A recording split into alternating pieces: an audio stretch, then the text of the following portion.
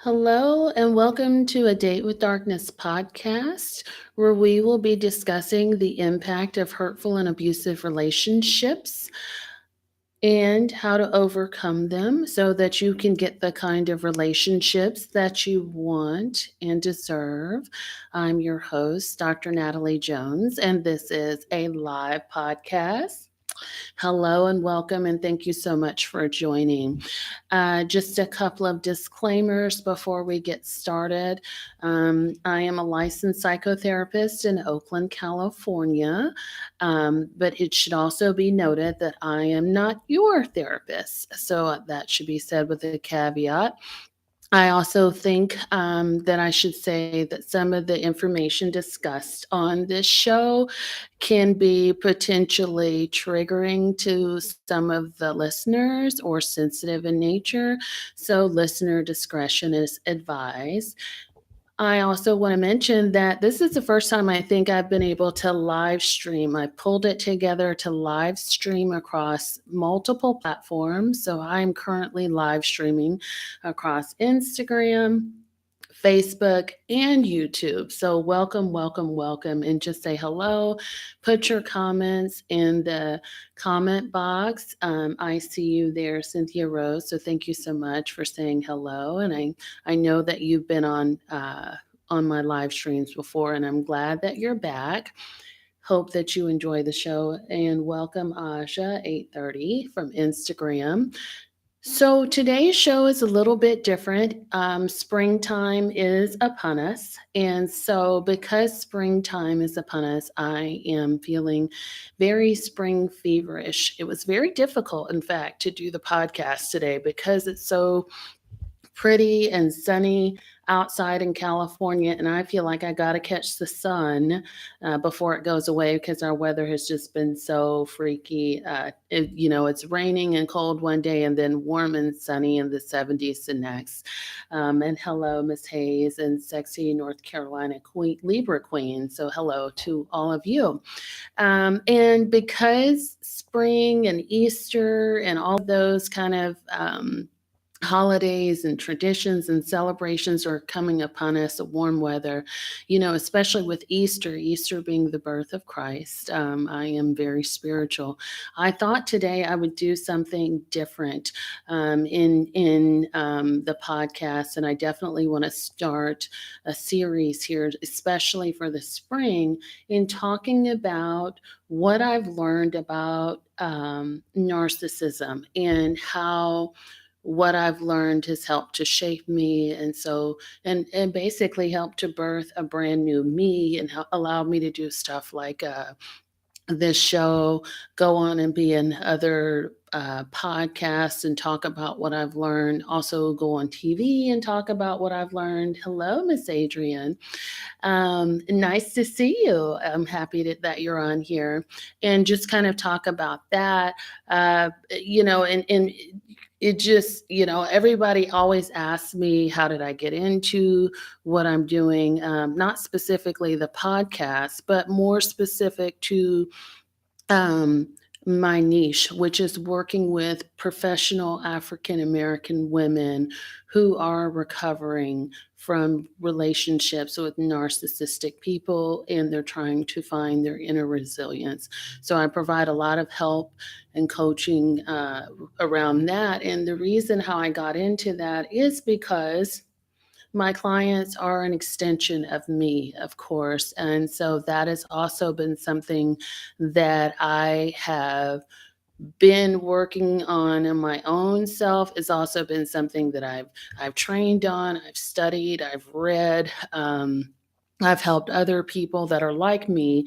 And so it's definitely been a niche that I've developed over time in trying to help women recover from those relationships. And so in working on my own recovery, because I do think it's important to say that, in working with women who are recovering and reading and presenting and writing and TV and podcasts and all the other stuff that I do or that I have done, I think it's important to talk about uh, what I've gathered from my experience and what my experience has taught me. So thank you so much for tuning in. For some of you who are just joining, especially on Instagram. I've written out a list here, and if you have questions or concerns, please type those in the comment box and just let me know, and I'm happy to answer that for you. And if you want to say hello, definitely do that. Happy to do that. Happy to speak with you as well. Um, so the first thing that I've learned about narcissism is that, first of all, it does not discriminate. It's across all cultures, it's across all genders, races, what you name it, spirituality, you name it, it exists.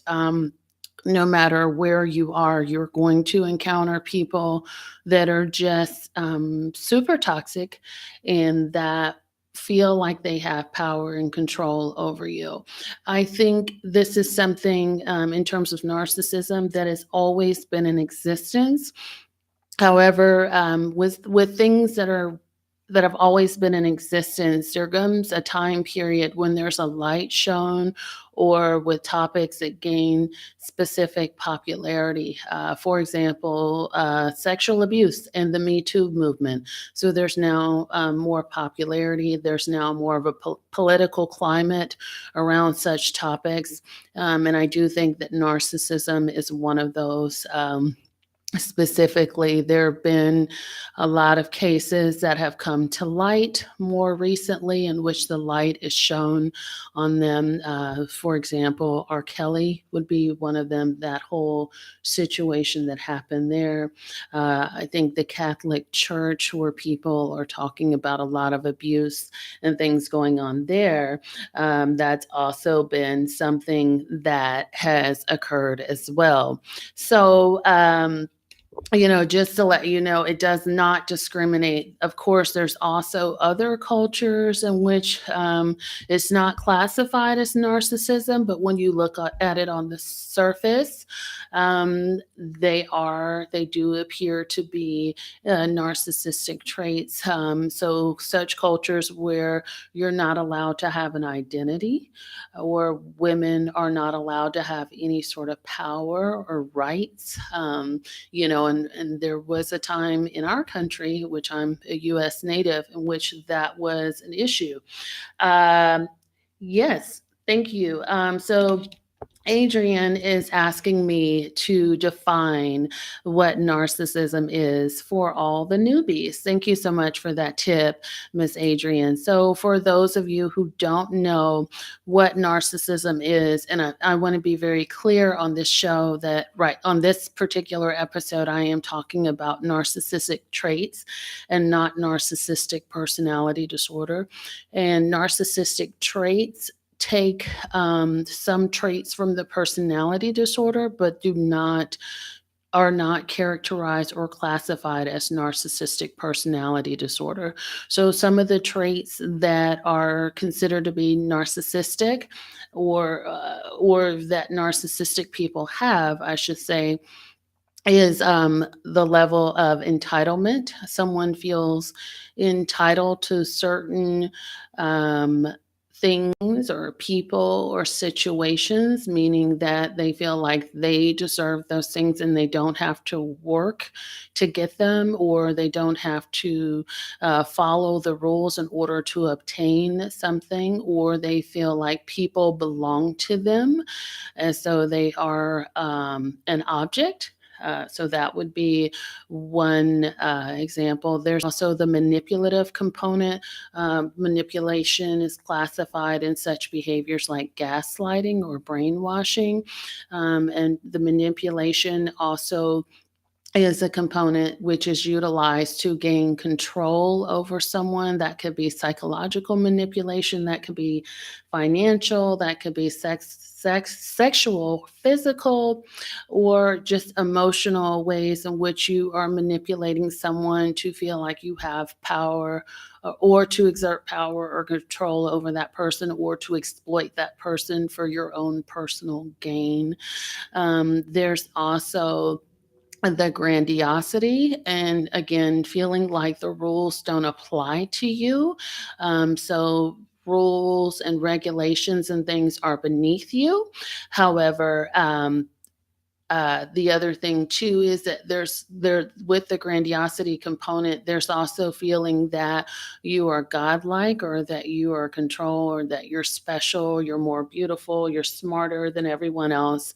And so you do not belong in the same category with everyone else. And along that element, there is an element of hypocrisy that's involved, because you can do things that you tell other people to not do, or you judge other people for doing, but again, you they don't have that level of insight to feel like, hey, I'm being hypocritical, or they don't care. There's also the empathy component. With the narcissistic traits, a lot of them lack empathy. And so they don't recognize feelings of vulnerability, or connection, or intimacy. What they can do is they do mimic those feelings so that it can appear that they have them, especially in the beginning of the relationships, but they actually do not. So, hello, Blake and Janet and S Therapy team and lovely me. Hello to all of you guys. So, thank you so much for just tuning in. So, I hope that breaks down what narcissism is for some of you that are just tuning into the show. And just moving on, one of the second things that I've learned about narcissism, there's a lot of people that when they come to me, they feel like, oh, I was in this relationship with this person, or I knew this person, and we were together, but I didn't know, or I didn't see the signs that that person had narcissistic traits. And I do want to point out here that a lot of times narcissistic traits are very detectable. I would say, in most situations, actually, that narcissistic traits are detectable. And if you probably sit down and think about it, or go back and process, you can probably pinpoint red flags that you saw. Hello, in therapy with Hannah. Thank you so much for joining. So you can probably go back and pinpoint red flags, which is oftentimes something that is very detectable. And some of those things may be that, hey, this person was super nice to me and they put me up on a pedestal. And in the beginning of the relationship, they told me how wonderful I was and made me feel like I was a queen, or or maybe you thought in the beginning, man, this relationship is too good to be true. And that's one thing I tell folks, that if you do feel like it's too good to be true, chances are it actually is too good to be true. There may be situations in which you see flashes of rage, or temper tantrum, or an exaggeration of a negative response. It's not justified given the situation. So you see a little bit of that alter ego kind of coming out. And that alter ego comes out to try to attain control, or to act out and get some sort of negative attention. Another thing that people might notice is this person might pull a disappearing act, which I like to call ghosting. In that disappearing act may seem minor at first, where this person is just kind of gone, or they don't show up, or they flake out on a date or some sort of arrangement and give a lame excuse. Or this person may flake out on a special event, such as a holiday, anniversary, or birthdays, things like that. And then also too, when you're meeting a person with narcissistic traits, especially on the moderate end, they typically, the hallmark is that their pattern in relationships. And so if a person doesn't have a good relationship history, meaning most of their relationships are short term, or they're not really connected to anybody, or they like to call themselves either a victim, meaning that they explain to you that they're victimized in every relationship, meaning that, oh, people, they were always bad to me, or they always use me, or I just try to do the best I can and I got the short end of the stick. And it's kind of that same storyline for every single relationship. Again, that's a red flag. The other red flag would be that they're always the savior in the relationship. So I'm running in, I'm saving the day, I'm helping people out. And this could be someone that's like, oh, I saved my wife. I did all my ex-wife. I did all these things for her, and had it not been for me, she wouldn't be where she is, and blah blah blah. So these little things kind of come out in the beginning. They're signs in the beginning, and they're often dismissed or minimized or accounted for by something else, meaning that you're willing to listen to an alternative explanation for these things. So it is detectable. We just have to pay closer attention to it. Um, the third lesson I've learned about working with narcissistic people and folks that have been in relationships with narcissists is that, again, narcissism runs on a spectrum. There's a mild, mediate, and mild, moderate, and severe range, in fluctuations along there. And what I mean when I say that is all of us possess some narcissistic traits. Hello, Perry Wellness Counseling. Thank you so much for joining. We all possess narcissistic traits.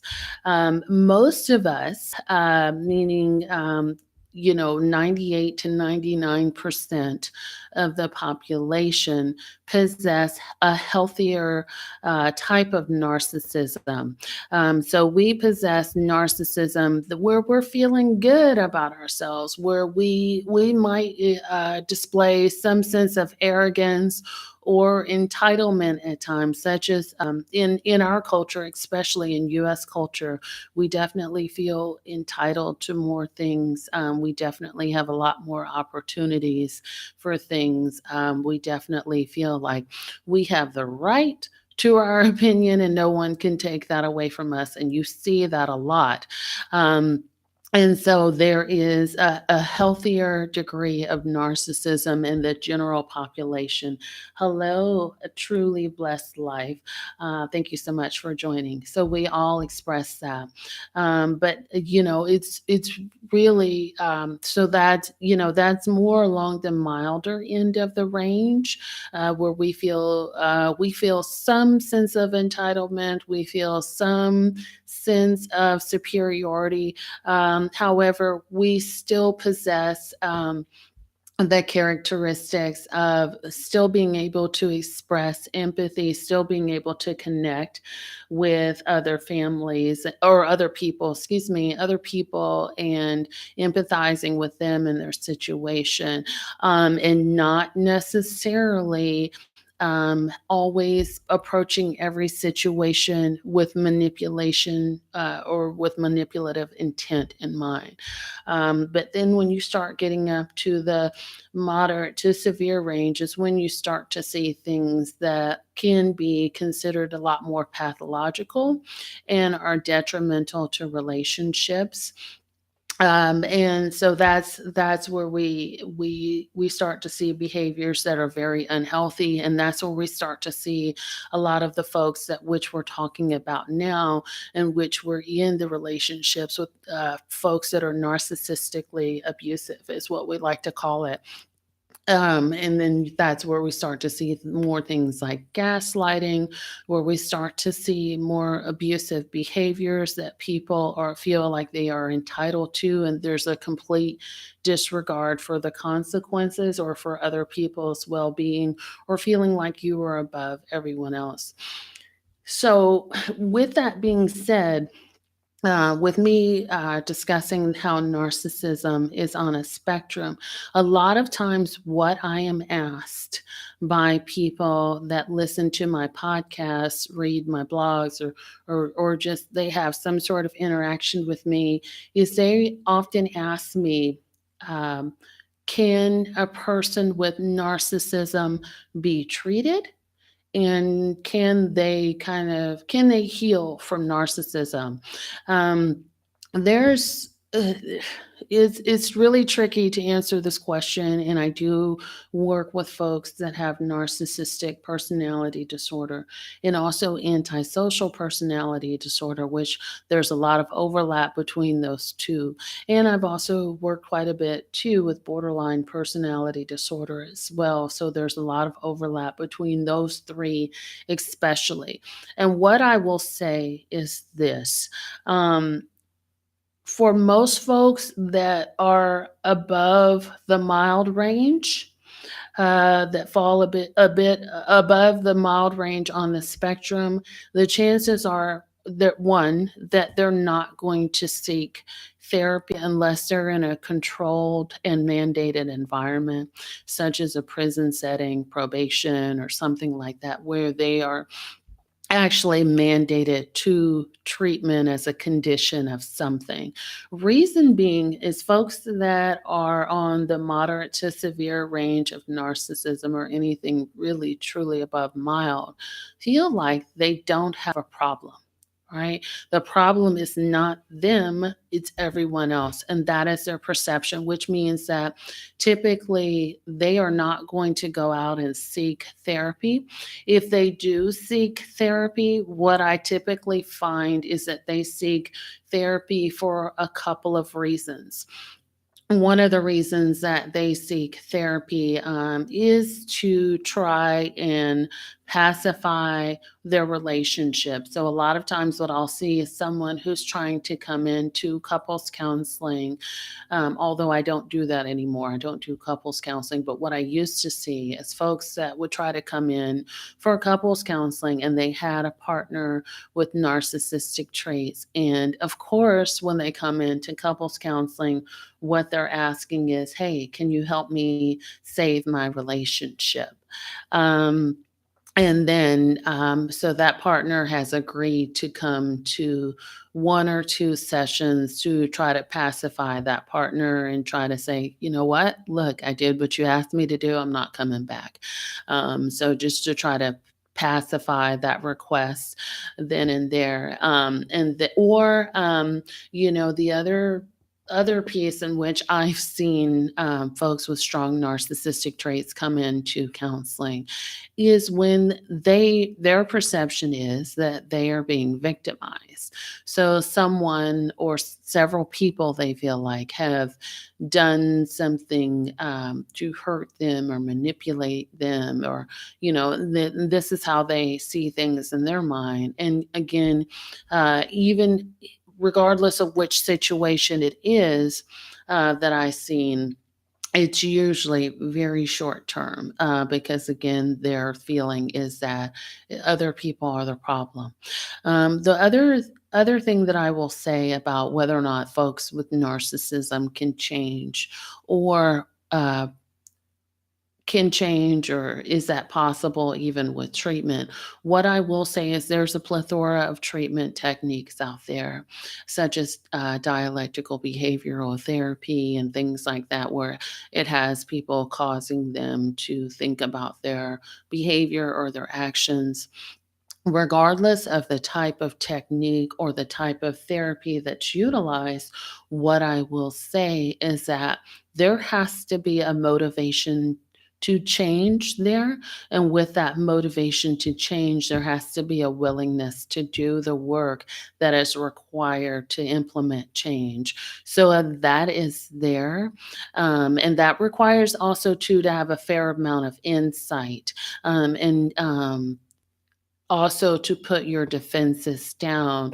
And so I haven't really encountered that where there's that level of insight, and the insight is more so than the entitlement piece that they can and do change. The third thing I will mention that is even in mandated treatment, there can be some change.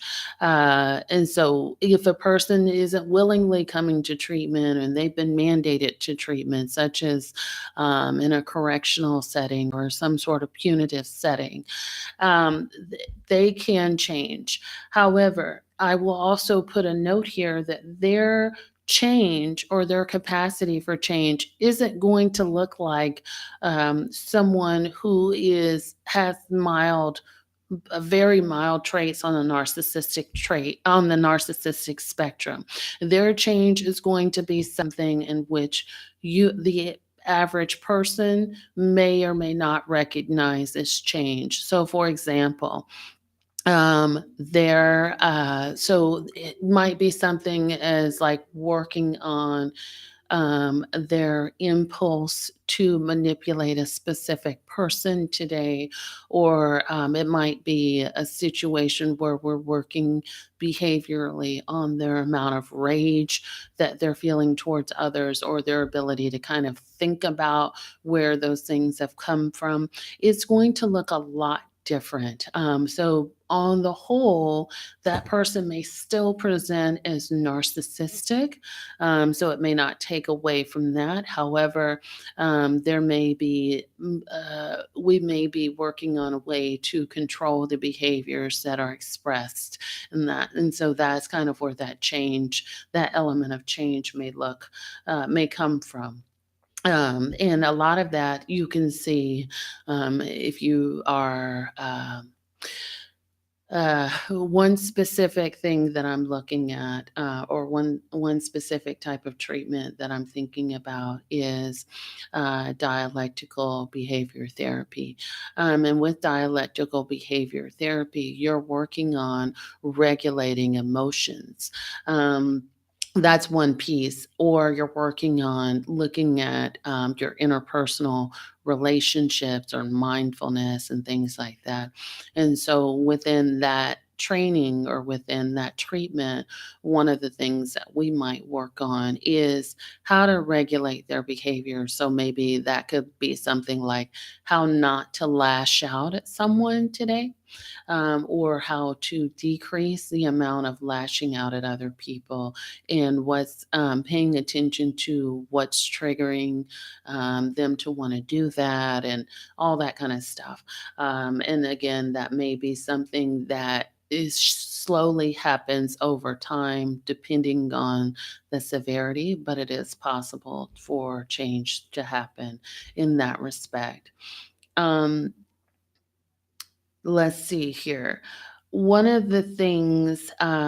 other thing that I am asked is a person that is narcissistic capable of love, or did they ever love me? Is kind of what I'm always asked. Like, geez, I'm wondering if that person that treated me so poorly, if they ever loved me, are they even capable of love?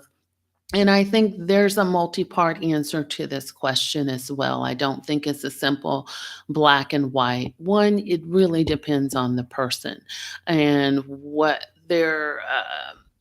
their capacity to love is overall, or even what their understanding of love is, because love, although it's a very small word, has a vastly different meaning for people across the board. So, in their mind, they may have rationalized and thought that they loved you until they received some sort of perceived slight. It doesn't mean that it actually happened, but they perceived that it did, and somehow things went wrong for them in the relationship as well.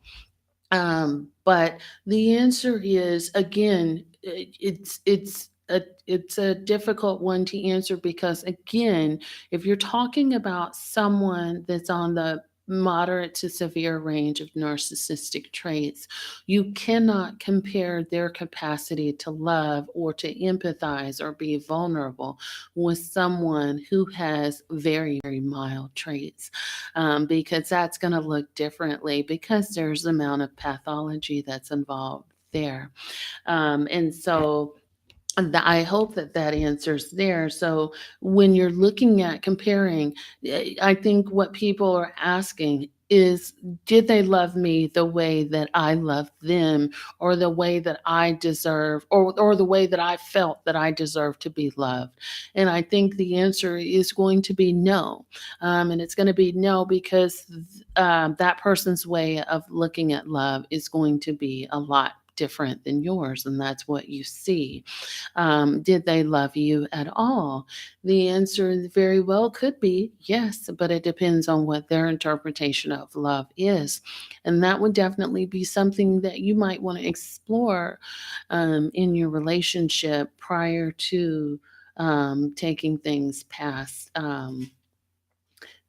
a certain level, right? Or, the other thing too is, especially with parents, I get this a lot. And, with parenting, there's no handbook on parenting. And again, you have some parents that are doing the best that they could do. They are loving you the way in which they were taught. Again, it doesn't necessarily mean that it's right or wrong or that it's healthy. It just means that, again, they were doing the best that they could do in some cases. In some cases, the answer could be no, that they didn't love you. Um, However, I think with this question could definitely be one of those that are a tail chaser. Kind of like if you think of a dog is kind of chasing its own tail, or a cat, because you get caught up in trying to figure out what another person felt. And I think what should be happening is you're focusing on how you felt and the amount of energy that you put in the relationship. Were you genuine? Were you honest? And did you love this person despite everything that happened? And I think that's kind of what we need to focus on, and not necessarily did did it work the other way, because sometimes that kind of question can keep you up late at night, and it can be very hurtful to ask. Hello, narcissist free, thank you so much for joining, glad to have you on. And thank you so much for tuning in. The other question I ask, it's kind of, or that I'm asked, is that, can I help someone who is narcissistic or has narcissistic traits? Meaning, can I help them? What can I do to kind of better the quality of the relationship? What can I do to kind of encourage them or help them to get help? Is there anything that I can do as a partner or as a loved one that is narcissistic? Again, this is a multi-part question. Ultimately, can you help someone that is has a certain degree of pathology? The short answer is no, you cannot. The only person that you can help is yourself. A person has to be, again, motivated to change and willing to want to get the help that they need. And so, with that respect, they have to do the work. However, if anyone, whether they're narcissistic or not, needs help, what you can do is you can be non judgmental. You can offer resources. You can say, hey, here's what I know about. And you can give it to them and then let it go. It's up to them whether or not they want to take it or not. So, in that respect, you can offer things. But again, if someone wants help, or they feel like they need help, or even if you see them and you think that they need help, you cannot help that person. The only person that you can do is help yourself, and try to not get enmeshed or entangled in what they've got going on, because that happens a lot, in which people become enablers or they become codependent on someone that has these characterological traits. And so they're inserted in this deep web, and that relationship quickly becomes very toxic. So you cannot change or help someone who is narcissistic. The other question that I'm asked by a lot of my listeners, or, and people that come to see me is, I had this narcissistic partner or this narcissistic parent, or this person that I'm in this relationship with that's narcissistic. It could be an employer or whomever. What did this person see in me? Why was I targeted? Okay, so this is a common question, and it kind of goes back to the second thing that I had answered, whether or not narcissistic traits are detectable. The answer is yes, and it goes back to this because a lot of times what happens is a person that is narcissistic is a manipulator, has the feelings of superiority or the specialness. A lot of times what they'll do is they'll put the feelers out there, the feelers to see who's interested, who's going to take the bait, or what is this person going to see, or how far are they going to go? How much of the Pac Man pellets are they really going to gobble up that I put out there? What is it that I see in them? And it could be something that they see on your social media account, right? And they can pick up those vibes of empathy. They can pick up those helper vibes. They can pick up the vulnerability or the willingness to help or things like that. So they can pick that up. And there, oftentimes, what will happen, and one of the ways in which it is detectable, is that you are tested. And they test you for things to see whether or not they can exert their power or their control over you, how much they can manipulate you, how much of whatever they're doing that you will not question or you will not try to put a stop to what they're doing. And they're also going to check out and see what the opportunities are in which they can manipulate and control that situation. So it's definitely very parasitic in nature, but they're definitely going to test the waters. And something ways in which they can, put the feelers out, and ways in which they can test you, is they might lie to you, or they might say some things to you to see what kind of a response that you're going to get. Remember, this is a person that moves through life doing things that can be seen as manipulative or without conscience on a daily basis. So this person is kind of moving through life this way. So they're an expert at what they do. They may not be able to explain or rationalize what they do, but this is a way that they survive.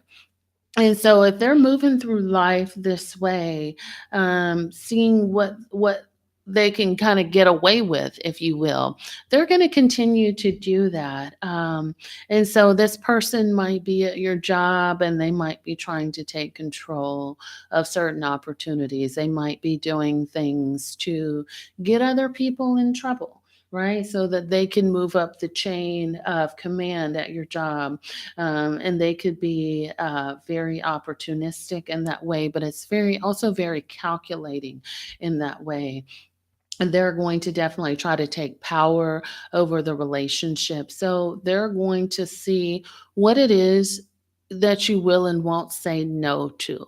Right. So they're going to try to gain that control very quickly. And a lot of the ways in which that's done is love bombing, bamboozling you with love or compliments, or having you make or rushing through things in which you would normally take your time and pace through, because a lot of people are not able to make rational decisions when they're not rushed. And so that would be a way in which they could do things like that.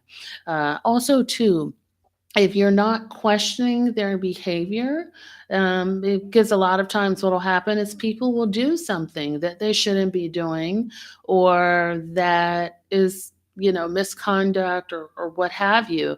And if you're not questioning that, again, they're testing you to see how you would react to it. And if you're not questioning, that means that you'll stay silent for them. And if you're staying silent, that kind of means that, again, that person can be more susceptible to abuse because they're not going to say anything. And that's how that's interpreted.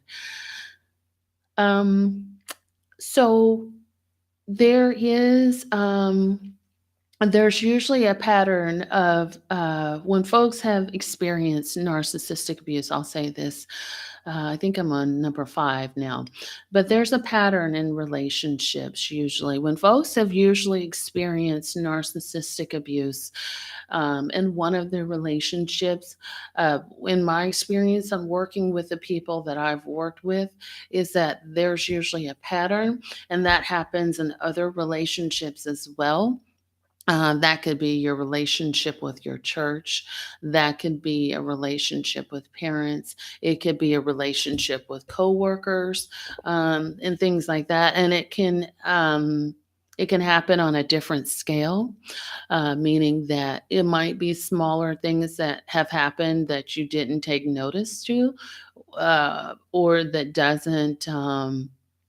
that's not that doesn't feel as toxic to you as the relationship that's most toxic. But again, there's also a pattern typically of folks who have experienced this type of abuse. Because and then again, you have to remember with narcissistic people, they specifically seek out people that have certain qualities to them, which I talked about just a second ago. One of the things that or one of the last things that I will mention is that narcissistic abuse is not as impactful on people if they are not isolated. So, one of the ways in which narcissistic abuse works is that if a person is isolated, and unfortunately for us, we're now in the millennial culture where everyone is kind of tuned in to their cell phones. They are they don't like to go out with people, or they don't like to go out and find a date, or there's a lot of social anxiety or ambivalence or just a general disdain for being around people or doing things that are sociable. And so there's a real loss of connection in today's modern society because we now have the smartphone, or we're able to easily access things, or we have TV, or we have all these things. The other thing too, it can be easier to disconnect and disengage with people. I mean, just how many people, go out and meet their neighbors or have community gatherings, or, kids play in the street, and things like that. So the same is also true here. The way that which you can be manipulated is if you are isolated. Again, I've said this before. Is it Isolation is a huge thing, even down to your most basic level. If you watch Animal Planet, the animal that's going to get gobbled up first is the one that is isolated from the herd, or that is perceived to be vulnerable and off by itself. Thank you so much, Ms. Hickerson. And is off by itself. And so that is a surefire way in which, you can be manipulated, or taken advantage of, is if you're off by yourself and you're not connected with anyone, because that makes it much easier to brainwash people, or to prevent people from speaking out to others. In fact, when you're trying to leave the relationship with a person that's narcissistic, is that you should be definitely reaching out to other people for support, because that's going to help you get out of that relationship. It's also going to help you stay away from that relationship. Okay, so I don't know if there's any questions. I'm going to take a quick spin through here. I don't see any. So on this platform, and okay, and so that is going to end today's podcast on what I have learned about narcissism. Thank you so much for tuning in. If you've tuned in, please do come on over to our Facebook group, A Date with Darkness Facebook group, if you're looking for support and if you're wanting to connect with others who are looking to recover. Thank you so much for the likes, the hearts, and things like that. And I appreciate all of you for spending this time with me on this beautiful day. And if you have any questions or concerns, please do email me at a date with darkness at gmail.com. I'm happy to answer questions. I am going to be trying to do more live podcast episodes on Sundays, although as the weather is getting nicer, I don't know, I might be having a little bit more trouble, but we'll see. And as always, if you want to support the show and support a fellow podcaster of color, please do like, love, and share the podcast, subscribe, and share this podcast with a friend, family member, or someone that you think could benefit from it. I appreciate you. And until next time, be well.